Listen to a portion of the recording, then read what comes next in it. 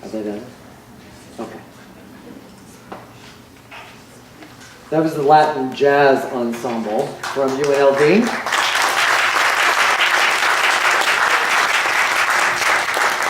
And we have the Joe Williams Everyday Foundation Jazz Sextet that started at the beginning. We started sort of all of our stuff. Stand up, guys.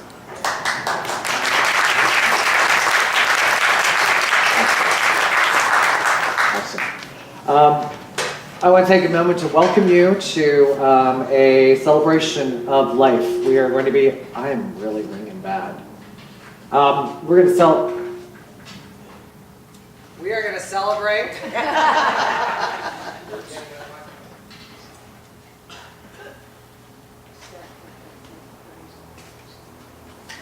We are going to be celebrating Paul Colardarci's life this day. And we are going to do it with a lot of music. And which, yeah, you're like, thank God. I know. It's better than hearing the pastor blah, blah, blah for a really long time. But, you know, this service will truly reflect who Paul was and how he spoke to many people in the Las Vegas area, being the voice of jazz, and all that he did here in this area to support UNLV and their jazz programs. So we are very, very, very thankful to have you all with us this day, and know that Paul is grateful, as well as his wife Sue and Paul's family. So we give you thanks this day for being here. I'm going to invite you to stand if you want, if you're comfortable, and we're going to join in singing Amazing Grace. For some of us who are used to singing a little more straight, we may struggle through it because it's going to be a little jazzy. Gary's going to bring it. And so if you need the words, it's on page 378 in the hymnal. Just ask people in the front if you want me to share anything with you.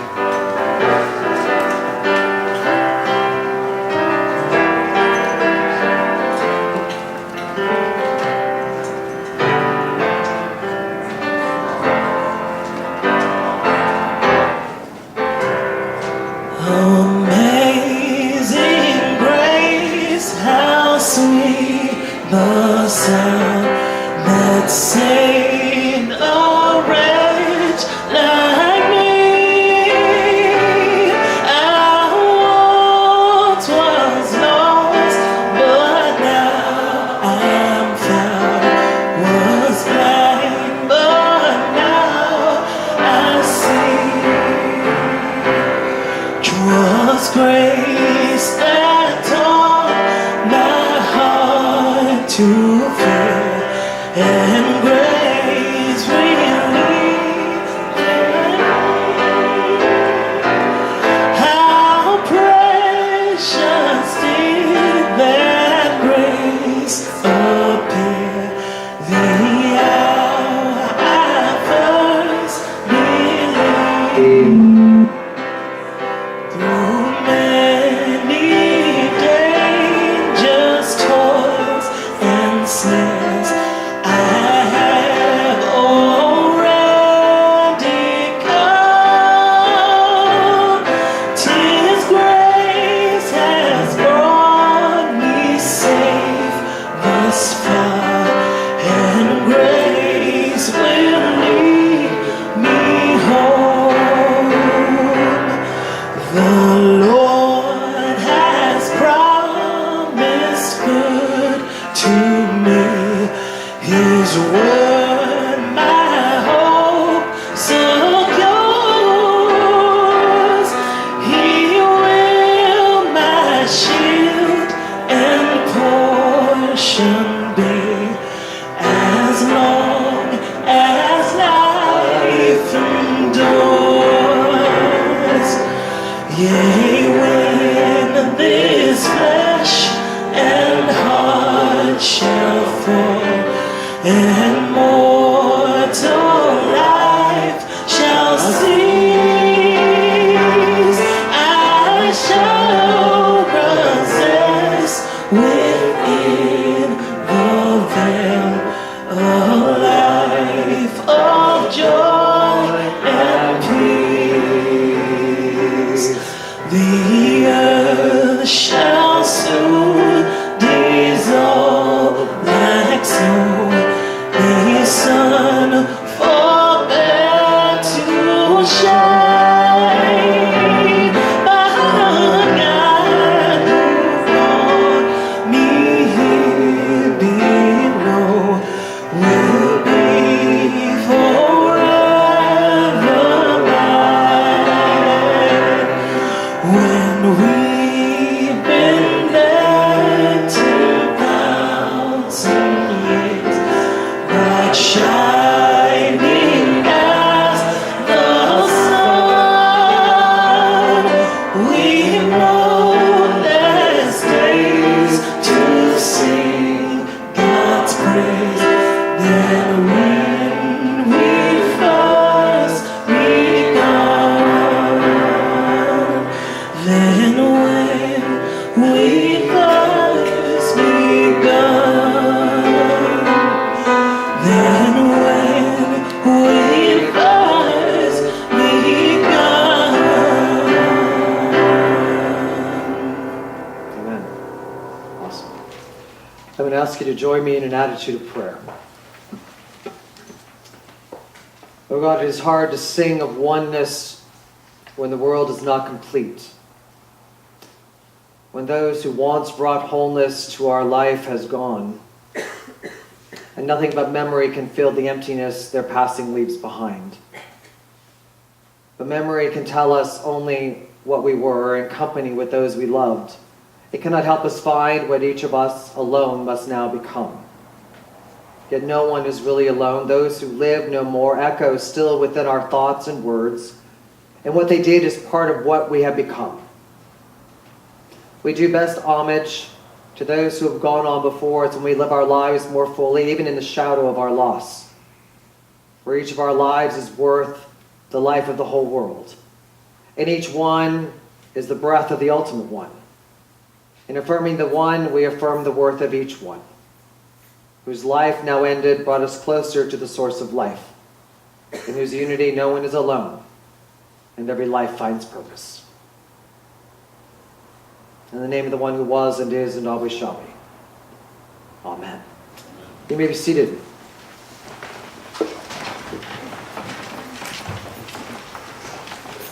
We're not going to be hearing smoke and mirrors.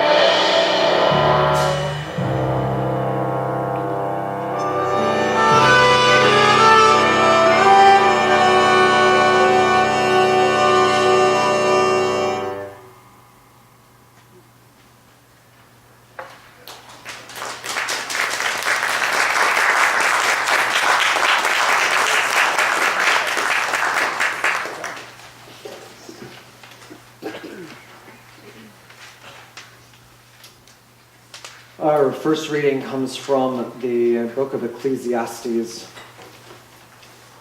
the 3rd chapter, verses 1 through 12, and then the 32nd chapter, verses 3 through 6.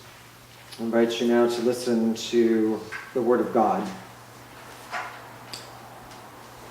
For everything there is a season and a time for every matter under heaven, a time to be born and a time to die, a time to plant and a time to pluck up what is planted, a time to kill and a time to heal, a time to weep and a time to laugh, a time to mourn and a time to dance, a time to throw away stones and a time to gather stones together, a time to embrace and a time to refrain from embracing, a time to seek and a time to lose, a time to keep and a time to throw away, a time to tear and a time to sow, a time to keep silence and a time to speak, a time to love and a time to hate, a time for war and a time for peace. What gain have the workers from their toil? I have seen the business that God has given to everyone to be busy with. God has made everything suitable for its time. Moreover, God has put a sense of past and future into our minds. Yet we cannot find out what God has done from the beginning to the end. I know that there is nothing better for them than to be happy and enjoy themselves as long as they live. Moreover, it is God's gift that all should eat and drink and take pleasure in all their toil.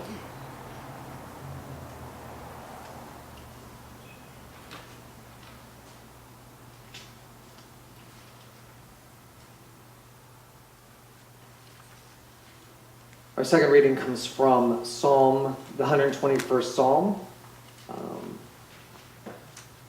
For those of you who have been to Paul and Sue's house, you know why this one was chosen. I lift up my eyes to the hills. From where will my help come? My help comes from the Lord who made heaven and earth. The Lord will not let your foot be moved. The one who keeps you will not slumber. The one who keeps Israel will neither slumber nor sleep. The Lord God is your keeper. The Lord is your shade at your right hand. The sun shall not strike you by day, nor the moon by night. The Lord will keep you from all evil. God will keep your life. The Lord will keep your going out and your coming in, from this time on and forevermore.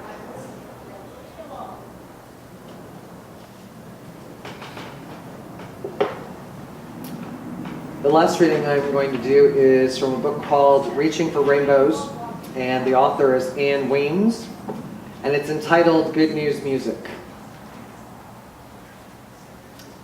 How long will we come before the Lord with tired spirits and droning voices? How long will we sit in half-filled churches and sing praise with noiseless songs? How long will we worship with bored faces and dulled senses, and offer tin when we could give gold? Do we or do we not believe the news is good? O Lord, you love us. Why aren't we shouting? We don't have to earn it. Why aren't we singing? The stones rolled away. Why aren't we dancing to your good news music? O Lord, you love us. Why aren't the bells pealing? The victory's won. Why aren't the drums beating? And you forgave us. Why aren't the harps resounding to your good news music? Why aren't the feet stomping and the doves flying and the bands marching and the fingers snapping and the tongues praising and the hands clapping and the trumpets blaring and the choirs singing and the cymbals clashing and the children laughing? And why aren't the people coming to bow down? Why aren't the eyes smiling and the knees kneeling and the banners blowing and the horns sounding and the voices calling and the crowds clamoring and the arms waving and the tambourines playing and the hearts humming and the old men running? And why aren't we crowning Christ Lord of Lords? If the news is good, sing.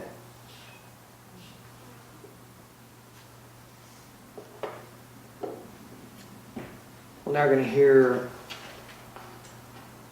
All Blues, Miles Davis, arranged by Carlos Mata Alvarez.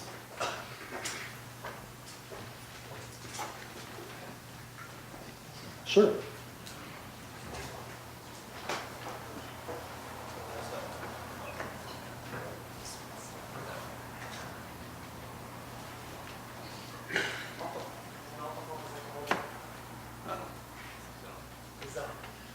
I'm Dave Loeb, Director of Jazz Studies, and I just wanted to say a word or two.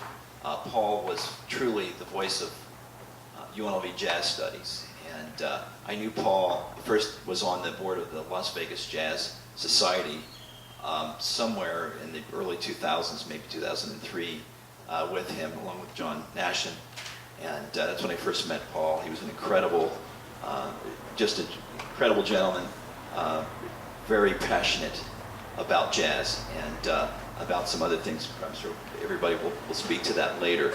But I just wanted to say, so that you know, these pieces that were selected, it was, we met with Sue Colardarci and his widow, and then also with Pastor Mike, and we talked about today. And they were very clear that they wanted it to be a celebration, that Paul would have wanted it to be that way. And I knew that he loved these students, but I had no idea that it was really his passion. His passion. And the last several years of his life, he came to me at one point and mentioned about he would offer his services, to announce the concerts. And right away, of course, I said, wonderful, they don't have to hear me talk for 15 minutes. And he has this incredible voice, incredible passion for jazz. He also had the wonderful radio show, Swinging with the Big Bands. And I want to put it out there, so we have to keep that show going.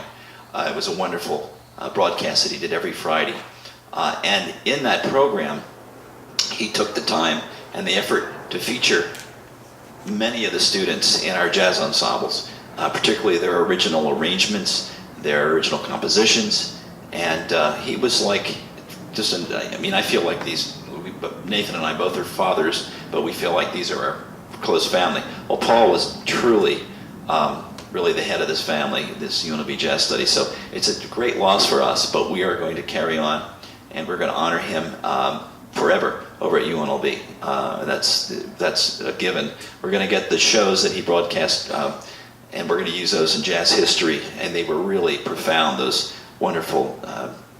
The show that he did, it was very incredibly artistic. But he featured many of our students. He loved these students, and so that's why these pieces were chosen. The first piece that you heard, first the Joe Williams Scholarship Jazz Sextet would always lead off the series of the Clark County Library that we have every year. We're very blessed to have that, and Paul would always announce at it. So they led off today the Joe Williams Scholarship Jazz Sextet, some of the finest musicians here at UNLV that are chosen to honor Joe Williams and the legacy of Joe.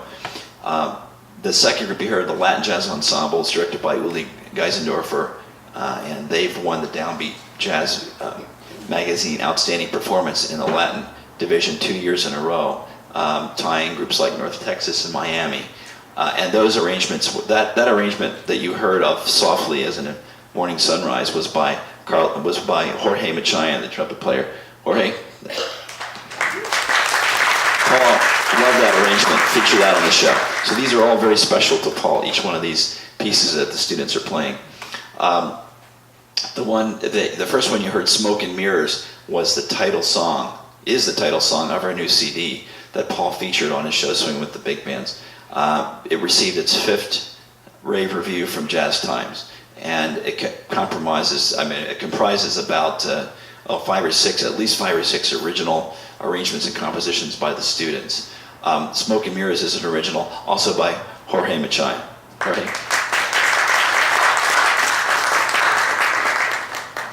I'm going to conduct the next one, and the final one that you will hear, we decided, is this appropriate for a service for Paul? And Pastor Mike says, 100%.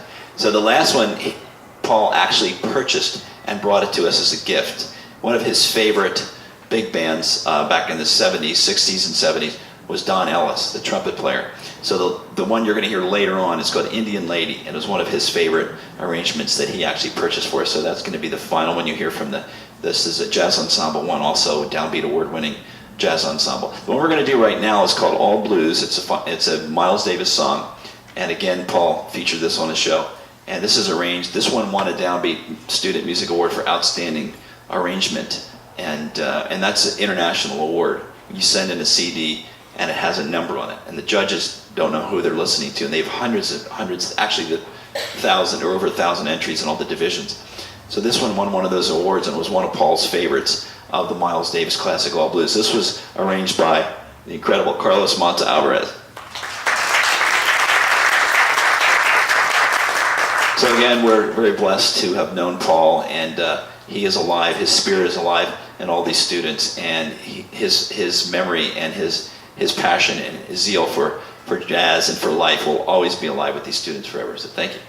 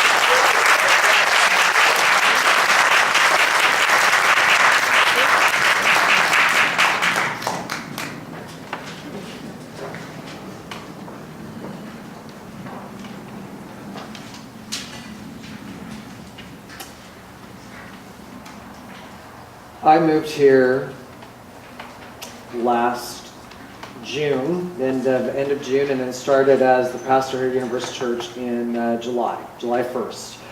And one of the first people I met was Sue. And she is in our office a lot. We call her the Starbucks lady because she always brings us Starbucks. There's a mission in the church that also benefits from that, so we're very grateful for the Starbucks lady. And she was sharing with me about her husband Paul and that he was going through chemo and all that. And she mentioned one time in the office, she says, well, I'm going to drop him off and he'll be there by himself. And I said, well, I'll go meet him, I'll go talk to him. Because I knew I'll be honest, I was not going to get Paul here to meet me. So I had to go to Paul. And I went into the treatment room and I walked in and I said, I'm looking for Paul Colardarci. And I said, I've never seen him. I don't know what it looks like. And so I had to have someone help me find him and figure out which one he was. And I sat down with him and had the most wonderful conversation I've ever had with someone who I really didn't know. And he talked to me like I was important. He talked to me like I was worthy of his time, and he shared a lot of information with me because I was like, "Where are you from? What'd you do?" and all this kind of stuff. And that's where I found, he was a journalist for a while. He worked for a bank, and then he met Sue, and then he retired. She didn't, and his joy was the city of Las Vegas. Loved this town, everything about it. The nightlife, Boulder Station. I'll say a lot. He loved Boulder Station, and he loved the life here. And Sue, when she married him, knew this. I mean, he didn't keep it to himself that he loved Las Vegas and wanted to retire here. So when he retired and they moved out here, Sue was, and still is somewhat, an East Coast girl. She's an East Coast girl. She wants Bloomingdale's and Neiman Marcus, and she wants all those. And she thought moving to the desert was going to be a living hell.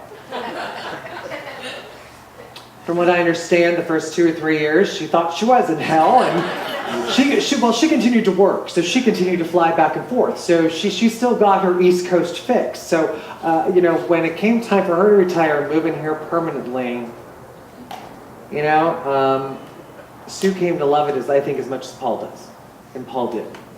And so when I met with him and chatted with him while he was having chemo, I found, he talked about his different jobs and how he moved from one thing to the other, and then coming to Vegas and then sort of reliving or living a childhood dream of boxing and being a referee and all of those things and being able to live all that out was fantastic. That was like a dream come true.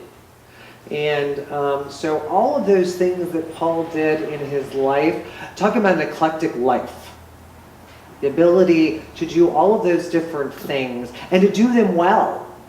He was a great journalist. He started out in marketing and ended up being a vice president of something or other. To do that and then to come to Vegas and to do what was necessary and then to be able to referee boxing matches, amazing.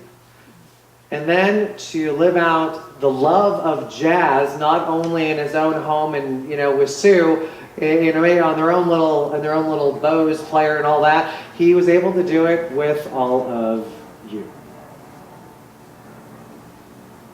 Being the voice of jazz at UNLV and to be able to, especially for the sextet, to be able to be the voice at your concerts and do all that, to support you in that. He loved it. He loved it. And then his show, which, some people, near the end, Paul spent a lot of time resting and sleeping so he could do his show and do it well. He would work on it over and over again to make sure the ending was just right. And then it ended within a couple of seconds of when it was supposed to end. A little OCD, but that's all right.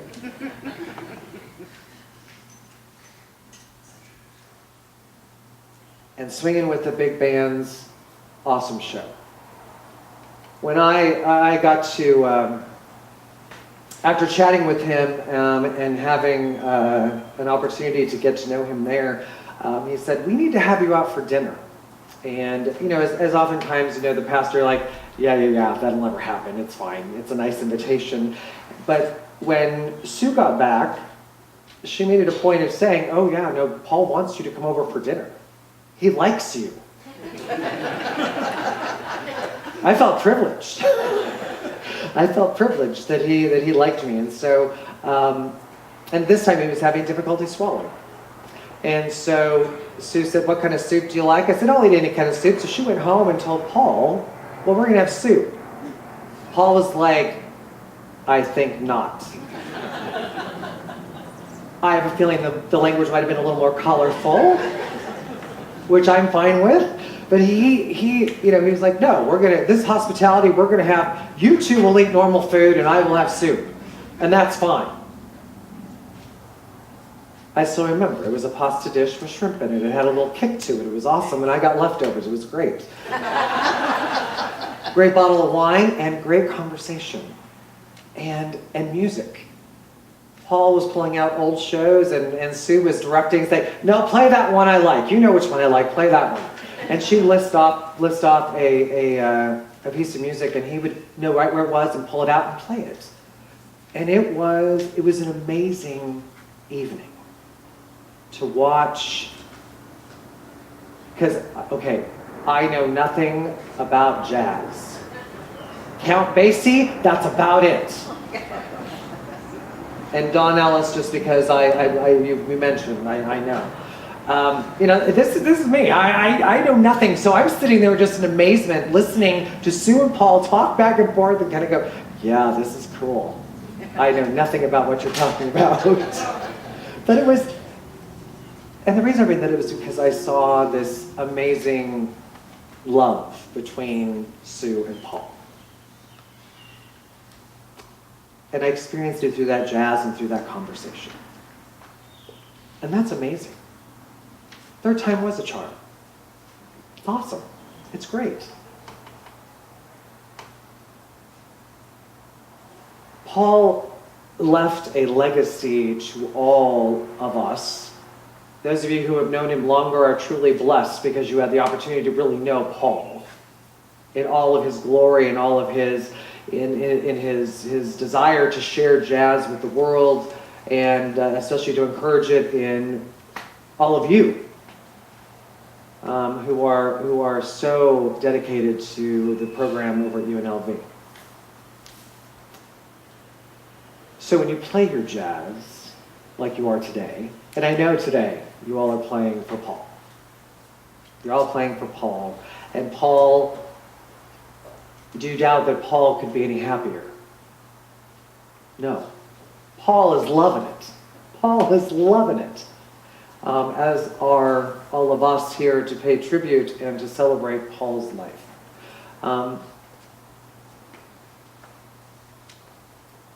I will say this. I read, one of the scriptures I read was from Ecclesiastes, and it's one that people know, and it's about a time for this and a time for that. And, I know that when Paul was diagnosed with his cancer and when he was going through his treatment, that he would argue with the fact that there's a time for everything because he did not have time for this. This was messing with his life and his retirement and his jazz and all the things he was busy doing, and it was messing with it. And he was mad. He was angry.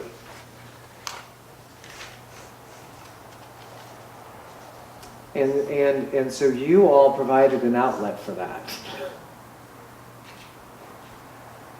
And that's amazing. Paul was not a churchy person. Does that mean I don't think he was that he was not a person of faith? No. I think he did. I think he truly believed that there was something greater than himself, not only here on earth, but beyond this life. But Paul never would have been preachy about it. And I appreciate that about him. I really do appreciate that about him and how he lived his life. If we are going to take anything away from knowing Paul and what Paul meant to each one of us, is to live your life to the fullest, to never think or believe that your dreams cannot come true. That beyond college and beyond this group here, that you won't be phenomenal jazz musicians out in the world one day. That one day maybe you've been inspired to go and to do what Paul did, become the voice of jazz somewhere else, to inspire students such as yourselves to invest your time and talents in jazz. Hopefully that's the case. Hopefully that is the case. And for the rest of us to realize that Paul did live his life to the fullest depth, down to the very last day of his life.